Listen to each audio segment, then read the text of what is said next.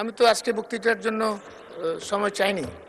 মাননীয় chief whip, এই যে তালিকা দেন, প্রথমে ছাপানো, তারপরে হাতে লেখা, কিন্তু বক্তা তো পাওয়া যায় না।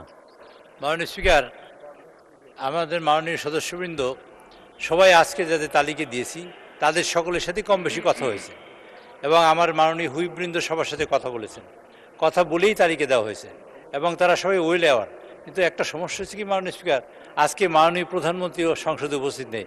মাননীয় প্রধানমন্ত্রী সংসদের প্রাণ, অ্যাকচুয়ালি উনি থাকলে সবাই তার বক্তব্য শোনাতে চায়, এই জন্য আমরা অনেক বক্তব্য পাই না। তবে বাবর সাহেবের সাথে আমার মনে হয় মাননীয় হুইপ আমাদের নুরুদ্দিন সাহেব কথা বলেছেন, তারপর তার নামটা দেওয়া হয়েছে।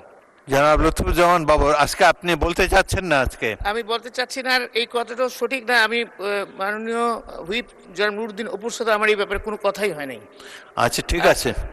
আরেকটি জিনিস মাননীয় চিফ হুইপ, প্রথম সারিতে আমি মাত্র 3জন মন্ত্রী দেখতে পাচ্ছি এবং অনেক সদস্য তাদের এলাকার কথা বলে, এগুলো মন্ত্রীদের শোনা প্রয়োজন। আপনি আমাদের পক্ষ থেকে মন্ত্রীদেরকে অনুরোধ করবেন তারা যেন সংসদে এসে মাননীয় সদস্যদের কথাবার্তা শোনেন। অধিকাংশই স্বাস্থ্যমন্ত্রী, যোগাযোগ মন্ত্রী এদের কথা বলে আর কি, তাদের রাস্তাঘাট বা হাসপাতালগুলোর বেহাল অবস্থা। যাই হোক, সংসদের সবচাইতে গুরুত্বপূর্ণ বিষয় হলো সংসদ অধিবেশনে অ্যাটেন্ড করা, এর চাইতে গুরুত্বপূর্ণ কিছু নাই।